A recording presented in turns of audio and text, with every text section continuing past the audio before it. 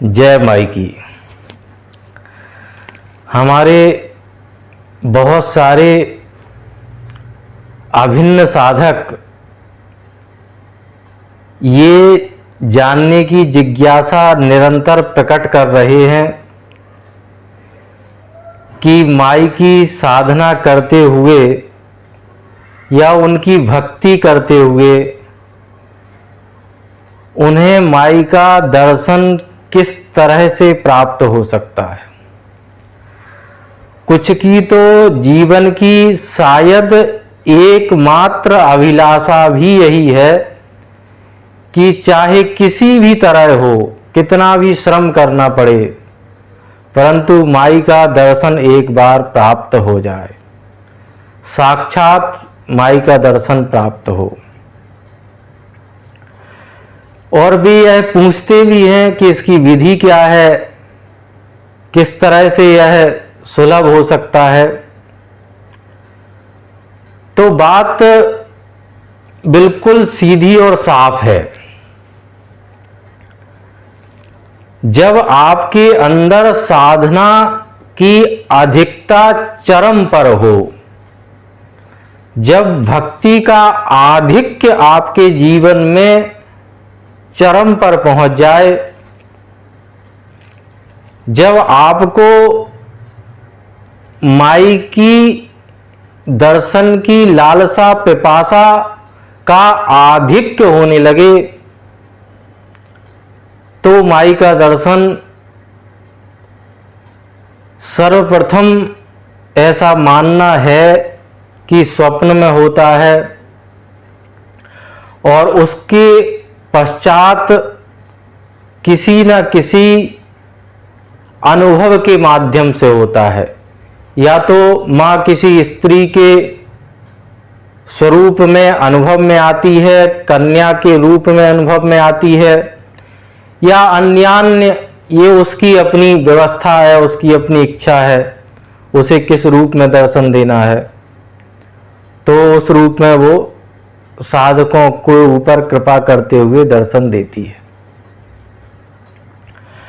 परंतु मुझे लगता है कि प्रश्न यह नहीं है कि माई का दर्शन कैसे प्राप्त हो या उनकी एक झलक स्वप्न में किस तरह से प्राप्त हो जाए।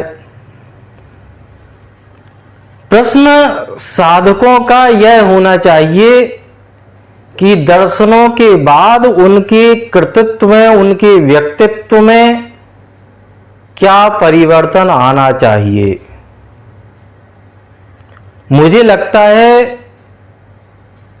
कि माई का दर्शन जिस साधक को प्राप्त हो, किसी भी रूप में हो, उसके जीवन में एक विस्फोट होना चाहिए जो उसके कृतित्व और व्यक्तित्व में अभूतपूर्व परिवर्तन ला दे, जो उसे पहले के जैसा न छोड़े, एकदम से जीवन में बदलाव की लहर बहने लगे। तभी उन दर्शनों की सार्थकता भी है। अन्यथा तो एक ऊर्जा आपको प्राप्त हुई जो अज्ञानता के वशीभूत होकर के, मूर्खता के वशीभूत होकर के आपने उस ऊर्जा को व्यर्थ में ही गवा दिया, खो दिया। आप ना तो स्वयं के लिए कीमती बन पाए, न समाज के लिए, न धर्म और राष्ट्र के लिए। तो ऐसे दर्शन यदि प्राप्त हो भी गए तो ऊर्जा को व्यय करने का पापाचार भी आपके ऊपर ही है। साधक की तो मानसिकता ये पूर्व से ही बन जाना चाहिए, ये रचना उसके अंदर निर्मित हो जाना चाहिए कि जैसे ही माई का दर्शन प्राप्त होगा, जीवन जैसे का वैसा नहीं रहेगा। हम इसी तरह से सामान्य और तुच्छ बातों में अपने जीवन को बर्बाद नहीं करेंगे। उनका दर्शन प्राप्त होगा तो जीवन में एक नए संकल्प का उदय होगा। जीवन में वो दर्शन जो माई का प्राप्त हुआ है वो जीवन से चिपक जाएगा, उससे अलग फिर जीवन भर नहीं होगा। जैसे मैंने सुना है कि स्वामी विवेकानंद जी कहीं प्यास से मूर्छित होकर के पड़े हुए थे और तभी माई एक स्त्री के रूप में आई और उन्होंने उन्हें जल पिलाया और फिर अपनी चुनरी उनको दे करके उनकी नजरों से अदृश्य हो गई। और स्वामी जी विस्मृत से होकर के यह देखते रहे और फिर उस चुनरी को उन्होंने अपने मस्तक पर, अपने ललाट पर धारण कर लिया और उसे फिर जीवन भर उसका त्याग नहीं किया।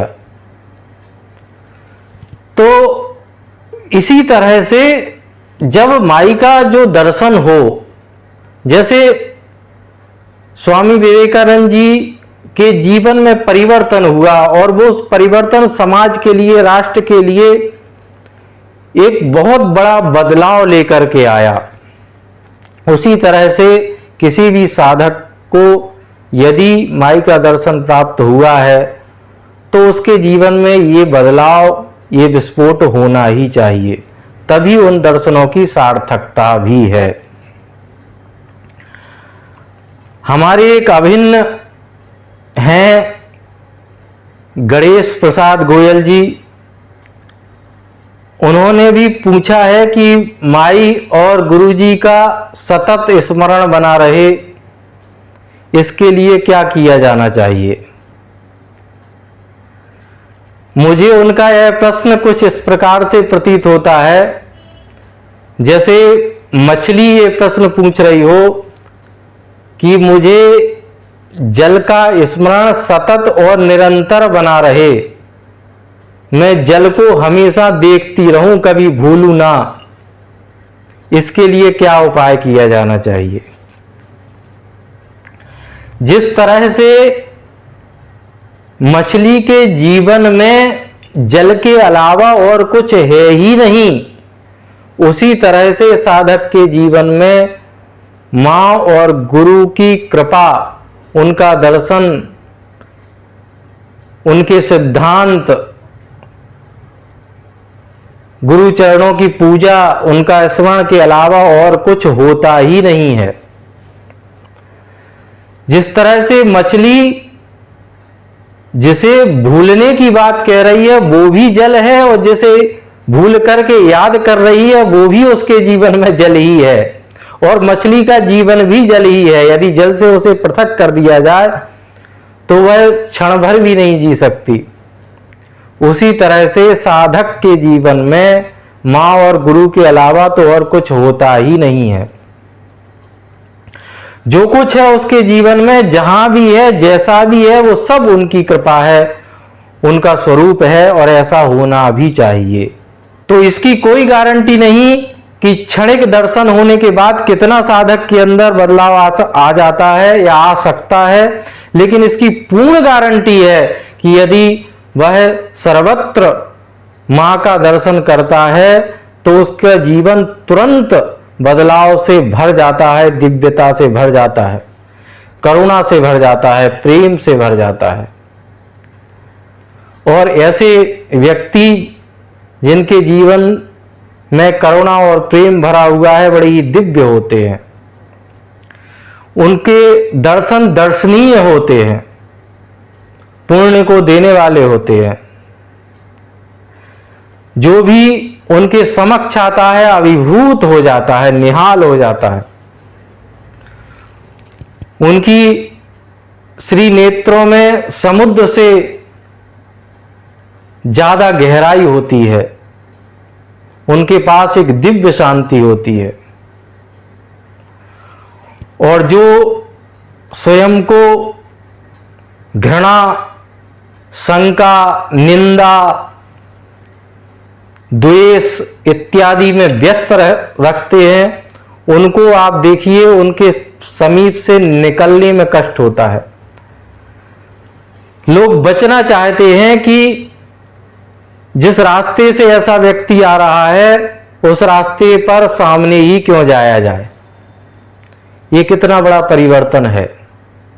और ये परिवर्तन तभी आता है जब हम माँ का सर्वत्र दर्शन करने के आदी हो जाते हैं। जो इस तरह से इस पूरे जगत को देखना आरंभ कर देते हैं, उन्हें तो माई कभी भूलती ही नहीं है, परमात्मा कभी विस्मृत ही नहीं होता। कबीरदास जी कह रहे हैं कि सोऊं तो सपने मिलूं, जागूं तो मन माही, लोचन रहते सब घड़ी, कबहूं विस्मृत नाहि। कभी भूलते ही नहीं है।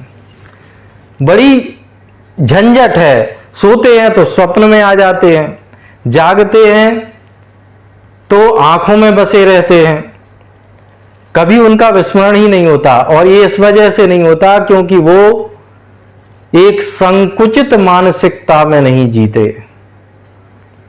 वो इस दृश्य अदृश्य समस्त संसार को उनका ही स्वरूप मानते हैं, उनका ही उसमें दर्शन करते हैं, और इसीलिए उन्हें उनके अलावा कुछ और दिखाई ही नहीं देता। कल्पना कीजिए कितना दिव्य जीवन होगा वह, और उसी दिव्यता को प्राप्त करना साधक का लक्ष्य भी होना चाहिए। बड़े अद्भुत हैं ऐसे साधक, ऐसे भक्त जो ये बड़े स्पष्ट रूप से आपको बता रहे हैं कि जिम तिल माही तेल है, जिम चकमक में आग, तेरा साईं तुझ में है, जाग सके तो जाग। अब भी यदि किसी को संकीर्णता में ही जीना अच्छा लगता है तो उसे साधक कैसे कहा जा सकता है। मैं ये मानता हूं कि प्रारंभिक अवस्था में साधक को ये लालसा होती ही है कि माई की एक झलक प्राप्त हो जाए, और उसे स्वप्न के माध्यम से और अनुभव के माध्यम से ही ये सौभाग्य भी प्राप्त माई की कृपा से होता है। किंतु ये तो उसके मार्ग की शुरुआत भर है, प्रारंभ भर है, मार्ग अभी लंबा है। माई का संपूर्ण दर्शन तो उसी दिन साधक को समझ में आता है जिस दिन वो समझ पाता है सर्वम देवी मयम जगत। जय माई की।